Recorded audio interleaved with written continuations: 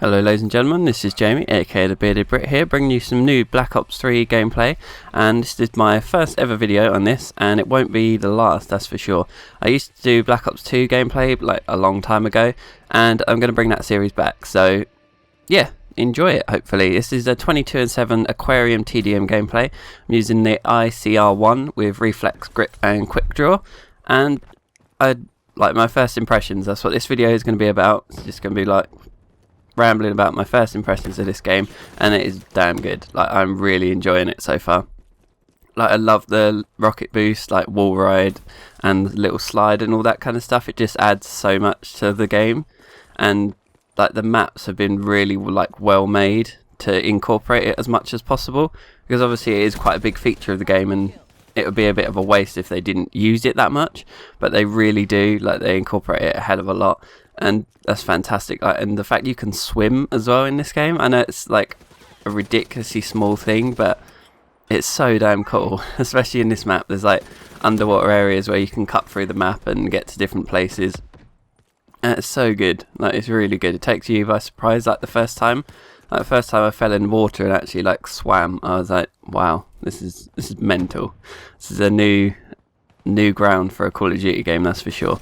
But yeah, the rocket boost and slide is so good. Like, you can slide round corners or like past an object that is like chest high, and the person, if they're standing behind it, they don't see you, which is fantastic.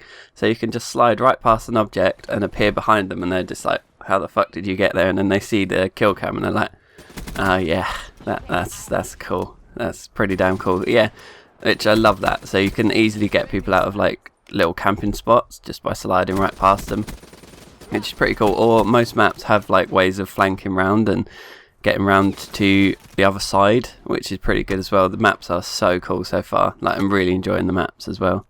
So what should we go in? Gun stats seem to be a bit more accurate in this game. I know it sounds like really weird, but last time I remember it was that I think Modern Warfare 2, they didn't seem to be like, they said the fire rate was this and the damage was this, and they didn't seem to change that much.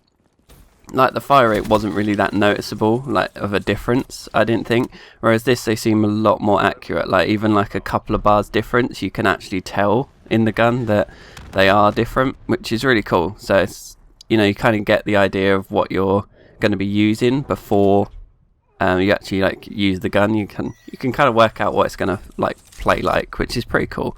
It's pretty damn helpful as well. And like, when I started using the Vespa, which is an SMG, the fire rate was like through the roof, and I was like, okay, like, I've seen this before, it probably won't be that insane, but it is ridiculous. Like, the fire rate is so fast, and you can just hear through like how quick their hit markers come in as well. You can hear that the fire rate is ridiculously fast, and the weapon kicks a lot because of it, which is really cool. Like, normally you don't get that much recoil in Call of Duty games, but this one has got a fair amount, which is pretty cool. It adds another element to the game. Adds, you know, it makes it a bit more difficult. And next thing is specialists. They are so damn cool. Like, as you see there, I just wiped that guy out the air with my war machine. But yeah, they add so much to the game. Like, I know it doesn't seem like that much, you know, you kind of just get one little perk, like one little weapon or whatever, or one ability every now and then, but it just makes the game so much more cool. And, you know, if you get bored of using the same gun, you get this like fairly overpowered gun to use like a couple of times a match, which is pretty damn cool. Like, I love the war machine. I haven't used anyone but Battery yet.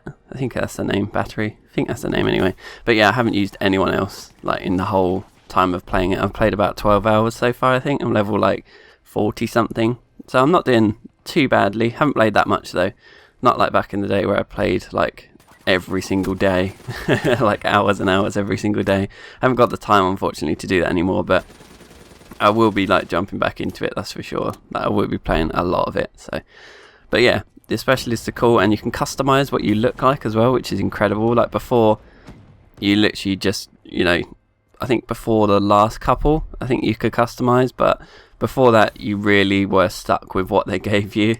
But this adds a whole new element. Like, you can change armor sets, you can change like the colors on some of them, and you can give yourself like a weapon to hold in the score screen. Like say you get top 3, you get on a podium basically, and you can choose what weapon you show there and everything. It's really cool. Like, you know, it adds a bit more customization to it, which is pretty cool. And the kill streaks take a bit longer to get in this one, I've noticed. Like, unless you're playing on kill confirmed, and then you get them pretty much like ridiculously fast in kill confirmed. But in TDM it takes a long time to get a kill streak. Like even a UAV takes a long time to get. Before it was like 3 kills, but it's definitely, I don't think it's that short. It doesn't feel like 3 kills in this. It feels a lot longer than that. But yeah, that's I have no problem with that.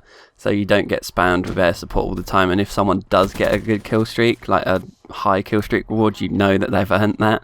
And yeah, you can't, I don't think you can really sit in a corner and earn that kind of kill streak anymore. Like in Modern Warfare 2, I got a hell of a lot of nukes, and I won't lie, some of them were pretty campy. You know, you just sit there and don't move that much, and you get good kill streaks. So yeah, I feel like this is a lot better and takes a bit more skill to actually get those higher kill streaks, which I'm absolutely fine with. That's pretty damn cool. A couple of little bad points. Some of the like matchmaking is really weird. It sometimes puts you in a lobby with like 14 people when you only need 12, and then it won't start the game until like people leave, which is really weird. I don't know what's going on there. And the difference between like 4 and 3 bar connection seems really high as well. I don't know if that's just like a bit of poor like network optimization, something like that. It probably is, probably just a little oversight, but yeah, it just seems so much different. Like when you're playing solidly on a 4 bar and then you drop down to a 3, you can really notice the difference. But yeah, it's just like a minor gripe. It's not really that much of a big deal. And this guy's just camping with a rocket launcher, and I get the final kill. Unfortunately, I recorded this on the replay feature, so you won't see a final kill cam and you won't see the podium, which is a bit unfortunate. But there it is, 22 and 6. Oh wow, I put 22 and 7 on my little thing. But yes, 22 and 6 with a KD of 3.67. That's pretty damn beast. So I hope you enjoyed this gameplay, and I'll see you next time for more Call of Duty. Goodbye for now.